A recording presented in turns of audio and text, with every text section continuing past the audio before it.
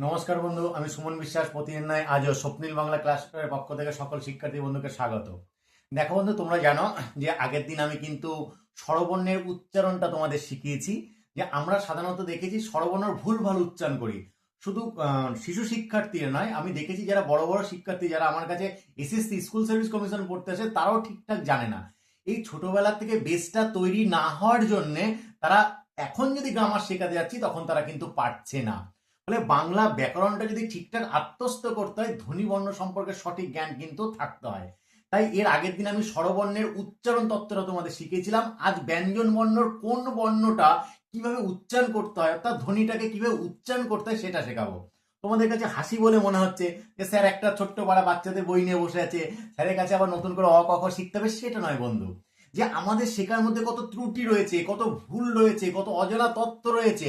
আমরা হয়তো ভাবি ঠিক, কিন্তু আসলে সেটা কিন্তু ঠিক নয়।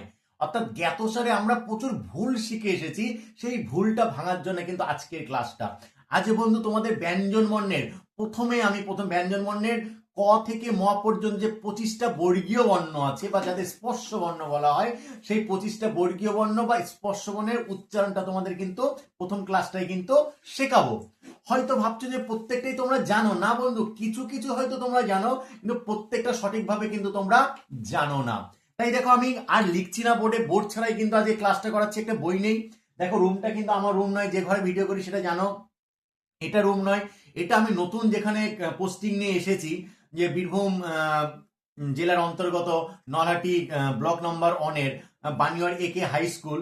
সেখানে অনেকটা আমার বাড়ির থেকে প্রায় 200 কিলোমিটার দূর। তাই আমার আগের যে স্কুল ছিল উজিরপুর, সর্বপ্রথম আমার জীবনের চাকরি যেখানটায়, সেখানকার যে আমার যে প্রিয় ছাত্র ছিল, এখনো পর্যন্ত আমার জীবনের যে একজন প্রিয় ছাত্র, সেই আব্বাসের রুমে বসে কিন্তু আমি আজকের ক্লাসটা কিন্তু করছি। তাই তার রুমে একটা বেডশিটকে টানিয়ে দিয়ে আমি মোটামুটি তোমাদের চাইবো ঠিকঠাক ভাবে শেখাতে, কারণ আমি সময় পাচ্ছি না। তোমরা জানো বিগত 6 মাস ধরে আমি ভিডিও করতে পারছি না, এরকম বিভিন্ন টালমাটার জন্য। অর্থাৎ জীবনে বিভিন্ন সাফার করতে হচ্ছে আমাকে, অনেক বিপর্যয়ের মধ্য দিয়ে আমাকে যাচ্ছে। তবুও তোমাদের কথা মাথায় রেখে কিন্তু আমি নতুন করে আবার উদ্যোগ নিয়েছি একটু একটু নতুন কিছু পড়াতে। তাহলে বন্ধু, ভনিতা না করে দেখো বন্ধু, চলে যাব যে উচ্চারণ কিভাবে করতে হয়। দেখো, তোমরা পড়ে যাও ক খ গ ঘ, এইভাবে যে পড়ে যাও না, এর পড়ার মধ্যে প্রত্যেকটা কোনো একটা নিজস্ব উচ্চারণ আছে। প্রত্যেকটা হয়তো তোমরা ভাবো যে আমরা জানি, যেখানে যেখানে সমস্যাটা সেটা দেখো তুমি। আমি প্রত্যেকটা উচ্চারণ দেখো ঠিকঠাক ভাবে কিন্তু বোঝানোর চেষ্টা করছি, যাতে এই বর্ণটা, এই যে ক লিখা আছে বলে বর্ণ, যখন উচ্চারণ করবো তখন সেটা ধ্বনি হয়ে যায়। অর্থাৎ একে কিন্তু বলা হয় ক, এর সঠিক উচ্চারণটা কিন্তু ক, এর উচ্চারণটা কিন্তু খ। বোঝা গেল? এর উচ্চারণটা কি গ, এর উচ্চারণটা কি ঘ। এই 4টে বর্ণ উচ্চারণে কোনো সমস্যা নাই, প্রত্যেকে আমরা ঠিকঠাক উচ্চারণ করি, এটাকে কোনো ব্যাপার নেই কিন্তু। বোঝা গেল? এদের উচ্চারণটা কিন্তু আমাদের ঠিকঠাক ভাবে কিন্তু হয়। ফলে এটা নিয়ে আমার কোনো প্রশ্ন নেই। প্রশ্নটা কিছু কিছু বর্ণে যখন হয়ে যায়, প্রত্যেকটা আমি ভেঙে দিচ্ছি, যেটা বেশি হয় সেটাকে ঠিকঠাক ভাবে বোঝাবো। এই যে বিষয়টা, এই যে দেখো, এটাকে কি বলা হয়, এটার উচ্চারণ এক একজন এক এক রকম ভাবে করে। কেউ বলে উঙ, কেউ বলে ইয়, কেউ বলে ব্যাংমনে উঙ, মানে যে যেমন পারে সে তেমন কিন্তু বলে, পৃথিবীলিঙ্গ যে যেমন পারে। আসলে সেটা নয় বন্ধু। দেখো, এই যে বন্ধু, এই বর্ণটার উচ্চারণ কিন্তু বলতো উ, উ, উ, উ, উ, উ, অর্থাৎ এই যে রস্য উ, তার অন্তস্তয়ে ওকার চন্দ্রবিন্দু, ঠিক আছে, উ, উ, অর্থাৎ আমরা একে ইং, পৃথিবীলিঙ্গ যে যেমন পারে বলি, সেটা নয় কিন্তু। তাহলে উচ্চারণ কি বললাম? উ, বোঝা গেল? এবার দেখো, এটাকে বলা হচ্ছে চ, এটাকে কি বলা হচ্ছে? চ। এটাকে ছ, এটাকে কি বলি? জ, জ নয়। বা মানে আমরা বলি কি বগ্গে জ, বগ্গে জ, ঠিক আছে, বর্গে জ, বর্গে জ, এটা নয়। এর নামটা কি অরিজিনাল বলতো? উচ্চারণটা বর্গীয় জ, বর্গীয় জ। অর্থাৎ জ দুটো আছে, এই জটা বর্গের মধ্যে অবস্থিত। আমাদের যে 5টা বর্গ আছে, ক চ ট ত প, এই 5টা বর্গের মধ্যে অবস্থিত বলে এই জটার নাম হচ্ছে বর্গীয় জ। মানে জ নয় কিন্তু, বা বর্গের জ নয় কিন্তু, এর নাম হচ্ছে বর্গীয় জ। বুঝে গেল বন্ধু? তারপর দেখো, এটা কি আছে? ঝ। এটা কি আছে? ঝ। আর এটাকে কি বলি বলতো? সবাই বলে এর পিঠে বোঝা। ভাই, এটাকে অনেকে পিটুলিঙ্গ বলে, ঠিক আছে, বা এর পিঠে পুটলি বলে। এরকম যে যেমন পারে উচ্চারণ করেন না। প্রকৃত উচ্চারণ কি? এটাকে বলেছিলাম কি বলতো? উ, অ। আর এর উচ্চারণটা কি বলতো? ই, অ। এটা হচ্ছে উ, অ, আর এটা হচ্ছে ই, অ। অর্থাৎ এর উচ্চারণটা একটু ভেঙে দিই। যেমন আগেরকার দিনে যখন মিয়া বানান লেখা হতো, দেখবা ময়ের রস্যই এই যে এটাই আকার, তখন কি উচ্চারণ করি? মিয়া। মি আ, তাহলে এর উচ্চারণটা কি ইয়ার মতন হয়ে যাচ্ছে না, ইয়া। তাই এটাকে এর পিঠে বোঝাবো বলবে না, পিঠবিলিঙ্গ বলবে না, এর পিঠে পুটুলি বলবে না, এর অরিজিনাল উচ্চারণ হচ্ছে ই অ। বোঝা গেল, ইয়া যেটাকে উচ্চারিত হয়। এটা ট, এর উচ্চারণটা কি বললাম ট, এর উচ্চারণটা কি বললাম ঠ। বোঝা গেল বন্ধু। তারপরে দেখো এটা কি আছে ড, এটাকে কি বলা হয় ড, এটা হচ্ছে ঢ, এটা ড, এটা হচ্ছে ঢ। এটা এটাকে আমরা বলি কি ন বলি, অনেকে অনেকে মূর্ধন্য বলি, কেউ ন বলি, কেউ মূর্ধন্য বলি। এর অরিজিনাল জিনিসটা জেনে রাখো, ন হচ্ছে দুটো, এই দেখো একটা ন, এই দেখো একটা ন, এই নটাকে বলা হচ্ছে মূর্ধন্য ন, এর সঠিক উচ্চারণ হচ্ছে মূর্ধন্য ন। শুধু ন বললে ভুল, শুধু ন বললে ভুল, এর অরিজিনাল উচ্চারণটা হচ্ছে মূর্ধন্য ন, মূর্ধন্য ন, এর অরিজিনাল উচ্চারণ। এটা হচ্ছে কি ত, এর উচ্চারণটা কি ত। এটা থ, এটাকে কি বলা হয় থ।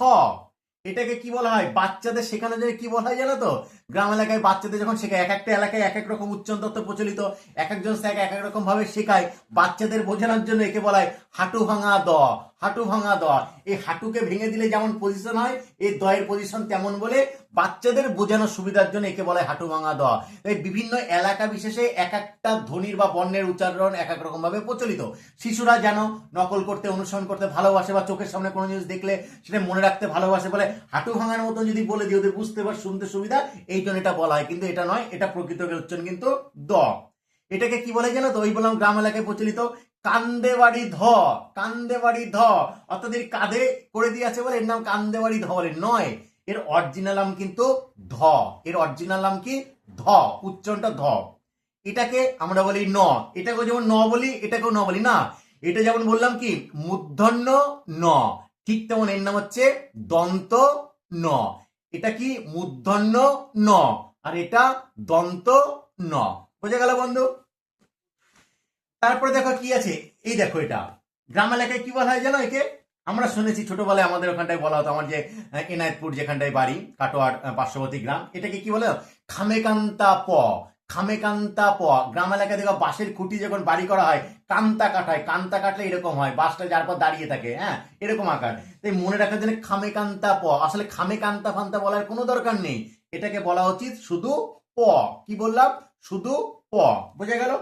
এটা কি বলতো, এটাকে বলা হয় ফ, এটাকে কি বলা হয় ফ, এর উচ্চারণটা হচ্ছে ফ। এটা এটাকে বলা হচ্ছে ব, এটাকে বলা হচ্ছে ব। এটাকে কি বলা হয় জানো, গ্রাম এলাকায় এটাকে বলে চিতলমারি ভ, চিতলমারি ভ। অর্থাৎ চিতল মাছ যখন ওঠে, এইভাবে যখন ওঠে তখন ঠিক এরকম আকার ধারণ করে, তাই ওকে মনে রাখার জন্য বলে চিতলমারি ভ। আসলে সেটা বলার কোনো দরকার নেই, সেটা অরিজিনাল জিনিস নয়, ব্যাকরণ সেই কথা বলে না, ধ্বনিতত্ত্ব উচ্চারণ তত্ত্ব সেই কথা বলে না, এর নাম হচ্ছে ভ, এর নাম কি বললাম ভ। ক্লিয়ার। তাহলে এটাকে কি বলা হয়, এটাকে বলা হচ্ছে কিন্তু ম, এটাকে কি বলা হয় ম। দেখুন তো বলেছিলাম আজকে ম বর্গীয় বর্ণটা এই ক্লাসে শেখাবো, একটু বুঝিয়ে দিই। এই যে বর্গীয় বর্ণে যে 25টা, দেখো ম পর্যন্ত 25টা হয়, কারণ ক বর্গে 5টা বর্ণ, ক খ গ ঘ, এই যে যার উচ্চারণের সমস্যা হয় ক বর্গের যে বর্ণটা নিয়ে, এই বর্ণটা নিয়ে, যাকে বলেছিলাম কি উ, অর্থাৎ ক বর্গের এই বর্ণটার উচ্চারণের সমস্যা আছে, এর প্রকৃত উচ্চারণ কিন্তু উ অ। বোঝা গেল। এটা চ বর্গ, চ ছ বর্গীয় জ ঝ, ঠিক আছে। আর এটা দেখো চ বর্গের এই 5টা বর্ণ, এই চ বর্গের দুটো বর্ণের উচ্চারণের সমস্যা হয়, একটা কি এটা, এটা জ নয় বা বর্গের জ নয়, এর অরিজিনাল উচ্চারণ বর্গীয় জ। কি বললাম বর্গীয় জ। ক্লিয়ার। আর এটাকে এর উচ্চারণ ইওর পিঠে বোঝে নয়, পিঠিবিলিঙ্গ নয়, এর পিঠে পুটুলি নয়, এর উচ্চারণ হচ্ছে ই অ, এর উচ্চারণ ই অ। বোঝা গেল বন্ধু। তাহলে চ বর্গের ক বর্গের এটা নিয়ে সমস্যা, চ বর্গের এই দুটো নিয়ে সমস্যা।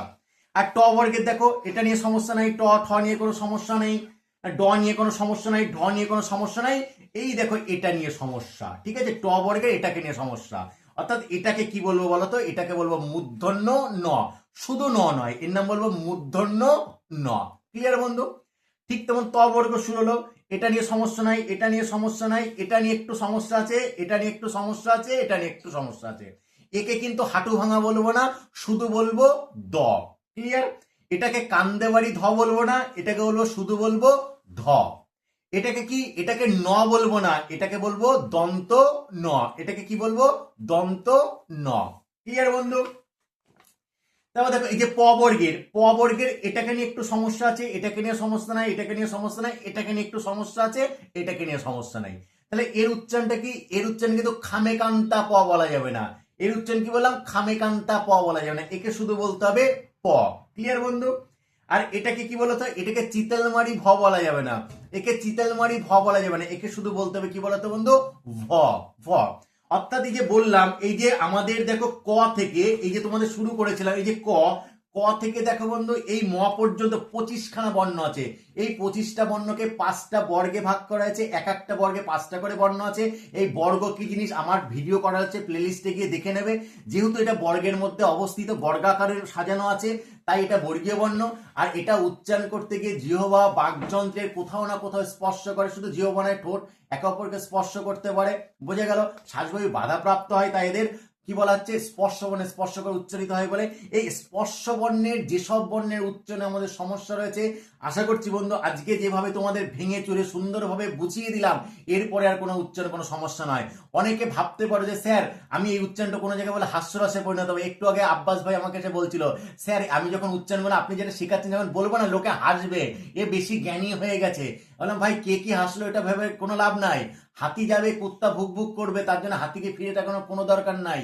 যেটা সত্য সেই সত্যের পথে চলো, আজ নয় কাল সেটা কিন্তু প্রমাণিত হবে। তাই তুমি অরিজিনাল জিনিসটা নিজে জানো, বাকিকে জানাও, যারা জানে না তাদের বলো তুমি ভুল জানো, তাহলে একদিন দেখবে ভুল ভ্রান্তি শেষ হয়ে যাবে। প্রকৃতপক্ষে সমস্যায় বাচ্চাদের, যাদের কাছে আমরা পড়াই তারা ঠিকঠাক জানে না, গাইড ঠিকঠাক নয়, বা আমরাও আগে ঠিকঠাক জানতাম না। এখন দিন দিন যখন আমরা সত্যের সঙ্গে পরিচিত হচ্ছি, তখন সত্য জিনিসটা কিন্তু শেখানো উচিত। তাহলে আস্তে আস্তে কিন্তু এই ভুলভাল উচ্চারণগুলো কিন্তু দূরে চলে যাবে। আশা করছি বন্ধু আজকের পর থেকে আর এই যে মানে বর্গীয় বর্ণের স্পর্শ বর্ণের উচ্চারণে কোনো সমস্যা হবে না। আমার পর বিশ্বাস রাখতে পারো, আমি 100% সঠিক উচ্চারণ কিন্তু শেখাচ্ছি। তুমি যে কোনো উচ্চারণ অভিধান দেখতে পারো, যে কোনো মানে এই ধ্বনিতত্ত্ব বিশারদদের উচ্চারণ শুনতে পারবে, তাহলে বুঝতে হবে স্যার কতটা নিখুঁত উচ্চারণ কিন্তু আমাদের শিখিয়ে গেলেন। এরপরে যদি বন্ধু কোথাও কোনো সমস্যা থাকে, অবশ্যই বন্ধু কমেন্ট বক্সে যাবে, কমেন্ট বক্সে আমাকে কমেন্ট করে জানাবে, আমি যত সম্ভব তার উত্তর দেবো। আর আমার এই পড়ানোটা ভিডিওটা যদি অবশ্যই বন্ধু তোমাদের পছন্দ থাকবে, লাইক করবে, কমেন্ট করবে এবং বন্ধুদের মধ্যে শেয়ার করে দেবে। আজকের ক্লাসটা এই পর্যন্তই। প্রত্যেকেই ভালো থাকবে। নমস্কার বন্ধু।